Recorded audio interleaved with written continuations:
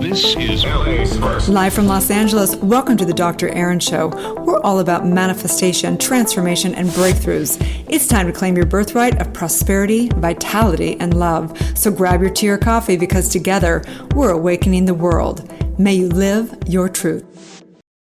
Are you somebody that's ready to transform your trauma and transform your life? Well, then this podcast is for you. Are you ready to no longer be reactive in your relationships and become the cause of your life? Are you ready to no longer feel overwhelmed and be calm with total clarity? Are you ready to no longer start and stop projects and completely not know where you're going in life? Then this podcast is for you. If you're ready to end the dysfunction or any codependency, or maybe even addiction, this podcast is for you. We're in a series of trauma podcasts, knowing the truth that the key and the secret to clearing the soul is releasing, neutralizing, and claiming your truth of your life through trauma work, in particular, E4 trauma method. So welcome to the Dr. Erin podcast. We come together to know the truth, live on spiritual principle, and align with universal law. We truly believe that when somebody awakens, they have a gift and message to bring to the world. And together, we're awakening the world. We come together in community in New Thought Global and society, truly with the intention of bringing truth to the world. The shift, the tribe, the movement. Let's do this thing, guys. So today, I want to talk about the trauma healing journey, the trauma healing journey. So I grew up in the hills of Santa Barbara in somewhat of a pseudo hippie commune. My parents got divorced when I was the age of 2, and my mother really had no core principles or any guidance in her life. She was quite lost. My father went off to go find himself and ended up finding another family, going off, and we weren't invited to go to the wedding. We grew up, it was a beautiful place. It was up in the hills of Santa Barbara, and in one aspect, it was lovely. I had amazing friends. We'd go out and play barefoot in the street and run off into Mother Nature. There was no computers or cell phones in the house at that point in time. But there was a lot of emotions in the house. My mother was a bit of a roller coaster. She was very codependent. She'd be in and out of relationship, up and down, high, like as if she was on a drug when she'd first get in a relationship. And then soon enough, it would spiral down again. And she'd be sad, they'd break up, and then there'd be a depression, and then she'd begin to get normalized again, and then the next relationship would come in. It was in and out, up and down, all around. The parents in the community were quite dysfunctional. A lot of them were alcoholic. A lot of them did drugs. A lot of them slept with one another. In fact, it was an interesting childhood because we lived next to Jane Fonda's ranch. Majority of the people over in the community that I lived in did not have much money at all. It was a community called Painted Cave because there was an actual cave down the street where the Indians, the Chumash Indians, resided at one point in time. And then next to the other, street down was Jane Fonda's ranch where, Michael Jackson and all kinds of famous celebrities, Joe Cocker, actually lived on the property. And so we had this very paradoxical living. My childhood was really a fascinating childhood. And I had so many big traumas and little traumas over the course of my life. I remember my father came to visit us after he had left for some time. And I remember when he left, I was so upset. I began to get hysterical watching as his car drove off. And I remember in that moment telling myself that love abandons, something's wrong with me, and I'm not good enough. And so as I began to go into school and life, I began to question everything. They say that the veil comes over the child's eyes and over their consciousness. The moment that the child believes that they are divided, that they are not in their oneness with the universe and with the mother and father and everything, that they believe a limited belief, a limited identity. So as I began to enter life, none of it ever made sense. My mother said the first day I came home from school, I asked, "How old do you need to quit school?" She rolled her eyes. I never understood why we would want to learn the things they were teaching us in school. She said the first day I went into taking ice skating lessons that I came home and I said, I don't want to do it because I can't just skate. They tell me what to do, when to do it. And I never understood the control and trying to fit into the box of other people. And so I began to go into traditional elementary school, which never made sense to me at all. My mom said she went to the parent teacher conference and the teacher said, Erin's really smart. She just doesn't apply herself. When we do math, she wants to do English. When we're doing English, she wants to do something else. And so the point is that I never understood life in itself. As I grew up, things got more dysfunctional as we began to go even into junior high. My mom was at the bar and I began to go hang out on the street, trying drugs, having sex with boys, and trying to find myself. At the age of 15, I was date raped, and it sent me into a spiral of being bulimic from the time I was 17 to 20. And I remember that moment, the moment that I was in that bed with that boy, pushing him off, screaming no. And then there was a moment where I went numb, completely checked out of my body, and decided that life is cruel. I don't want to live, and nothing matters. And so, in understanding how traumas work, big traumas and little traumas, it's in that moment of a high state of a negative state, in that high frequency, that high vibration, that high state where we decide something, a limited belief, a limited identity, a command that impinges upon the neurological system, that tells the soldiers of the subconscious mind to act out a lie, a limited belief. And in that moment, I decided I was unlovable, something's wrong with me, and I'm not enough. And so in these big traumas, as it went on, I began to get bulimic. And then I thought I could solve all my problems if I just got married. So I married somebody that I didn't even know, and quite frankly, was not in love with, and vice versa, at the age of 21. And as most of you guys know, I was pregnant and I ended up having a full-term stillborn at the age of 22. I had held it all together enough to get into nursing school, and I was pregnant in a marriage that I was miserable. And I think I was 3 weeks out from giving birth to being full term. And my baby stopped moving inside of my belly. And I'd read in the book what to expect when you're expecting, that if your baby stops moving inside of you, you should go get it checked out.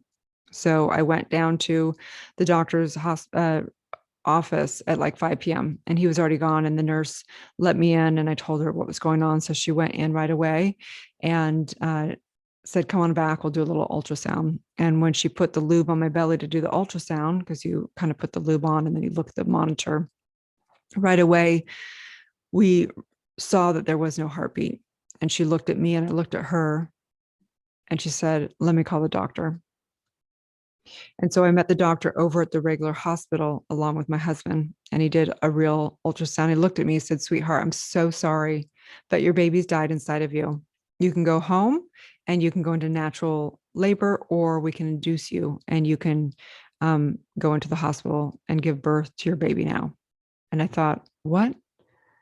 My baby has died inside of me, and now I've got to go into full term labor. I was blown away. I think I was so numb. I had no idea what was going on. 6 hours later, I held my dead baby in my arms. And I just remember that moment. I remember looking up at my husband that I had no idea who he was, looking down at my baby and realizing he was gone, but his body was still here. And I remember in that moment deciding that something's got to change. I went home that evening without my baby, completely numb. And I woke up in the next morning and I said, I've got to go to the mortician's house I had to pick out the urn and do some paperwork. And my husband said, I'm not going. So I got in my car that was probably like a $2,000 beat up car. And I drove down to the mortician's house. And I brought this bag of clothes because I'd had a bag of clothes that I was going to take to the hospital, thinking that I'd have a normal birth and be able to, take pictures. And there was a bunch of cute little clothes. And I said, I just didn't get the right pictures because they had us take pictures of my dead baby, bathe our dead baby, and go home without the dead baby the day before. And the mortician said, sweetheart, I'm so sorry. Let me get you a room ready and you can take as much time you need to grieve. Your baby's been in formaldehyde for 24 hours. So I don't know if you're going to want to take pictures.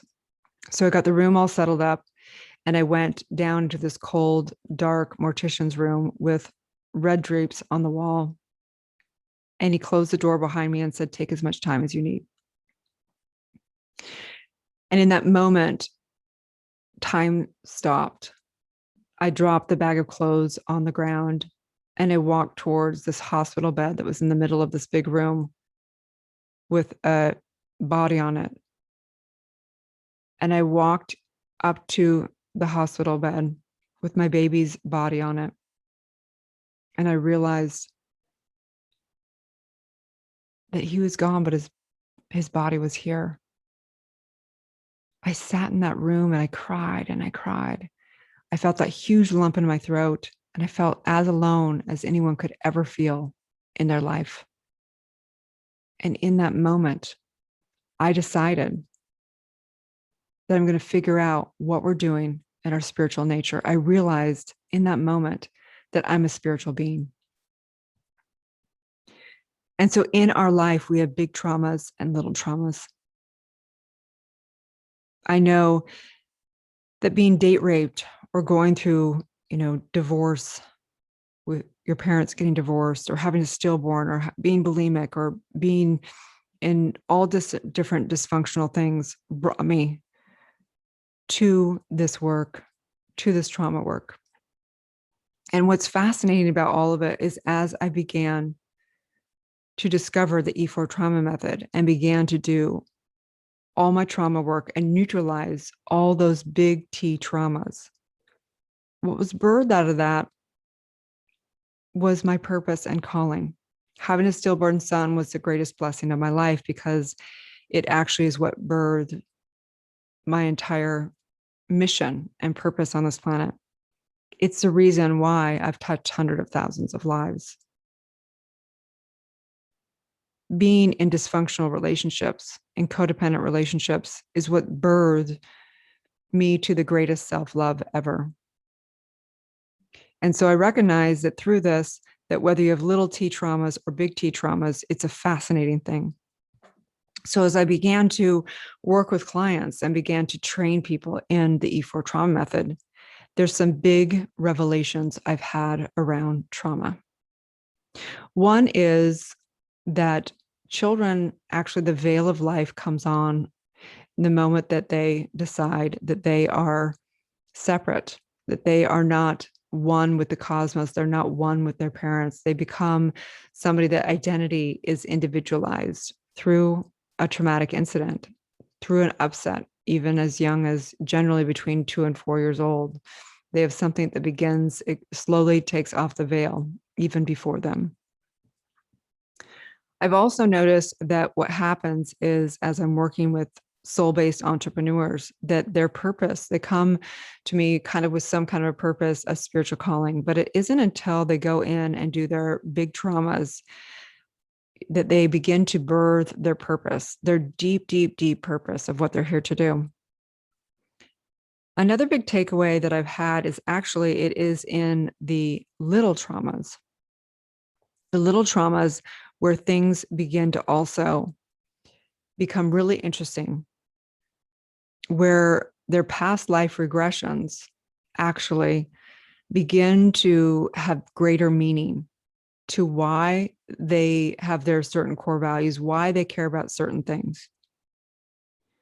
And so I know that the trauma healing journey is a magnificent one. The trauma healing journey can be very fast if people throw themselves into doing their trauma work. It can be drawn out in a lifelong process. What I found for myself and for others is that we want instant results. We want to go into 3 sessions and be done, call it a day, and be all good.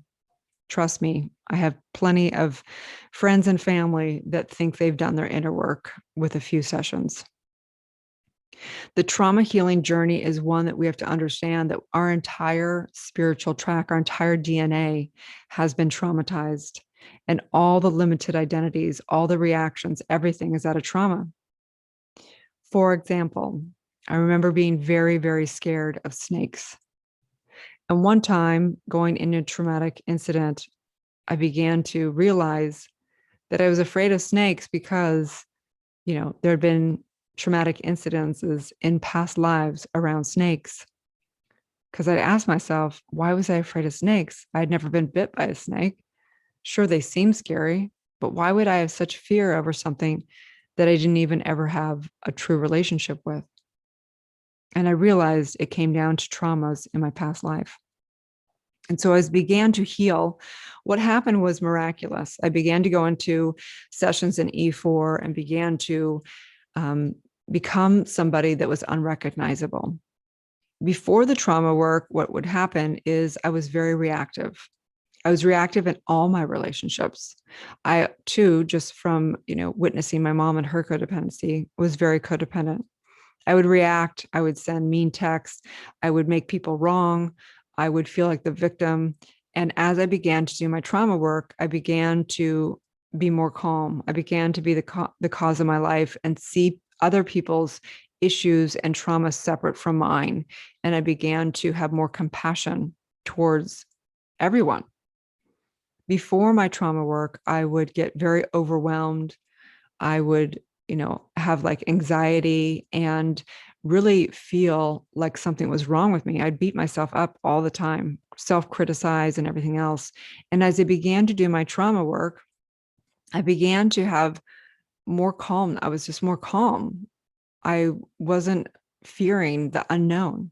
It wasn't something that was bubbling up in my body, as the body keeps the score, right? I began to have more calmness and clarity. Before trauma work, I would start and stop projects. I was very inconsistent. I would have a hard time showing up to something. I would go off my feelings, thinking, do I feel like doing this? Instead of realizing that I was the creator of my feelings. I began to be somebody, obviously, that would show up so much so for so long now that I am considered a world-renowned spiritual leader with the 2020 Walden Wisdom Award next to Oprah Winfrey, Greg Braden, and Michael Bernard Beckwith. Before trauma work, I was completely dysfunctional. I was totally codependent. I really was a hot mess. That's the truth. And since I've done my trauma work now for some time, I really, truly am able to unconditionally love everything and everyone on this planet, knowing that my oneness and being able to set healthy boundaries. And so the point is that we all have little traumas and big traumas. We have things that are heart-wrenching, that truly upset us the moment that we even think about it, could bring us to tears. And we have little traumas, times that we were upset, times that we decided that we're never going to trust somebody again, all those things. And what I recognize is that every last trauma is designed for our greatness. As we transform trauma and neutralize it, taking the charge off of it, trauma minus emotions equals wisdom. And in this also, we have the revelation of our oneness. We have the revelation of that we were the cause of our actual trauma. I may have been date raped, but the actual residual impact was from the meaning that I put around it, the decisions of how I was not lovable, all those things that happen. And I recognize that we get to take back off the veil. We get to awaken have a spiritual awaken and become the people that we truly desire to be, the highest version of ourselves. And so today, as you go into today, I invite you to commit to your own journey of trauma healing. Commit to recognizing that anywhere that you feel like you're the effect of life or a victim, or that someone did you wrong, or wherever it is, that is the indicator that there's work to be done. If you don't see life as you being the cause of the entire cosmos, then there's more spiritual work to be done. And so in this, I recognize, and I'm so grateful for the E4 trauma method. I'm so grateful to have an actual process and a method for helping people restore their energetic ties on their DNA, restore the truth of who they are, and become the version of themselves that they've always desired to be. And so I just say, thank you, thank you, thank you. May you take with total love and total certainty your own trauma healing journey with love and grace and commitment for yourself. It is the greatest work I've ever done on this planet. And I'm so incredibly honored. May you live your truth, you guys. Have a beautiful divine day.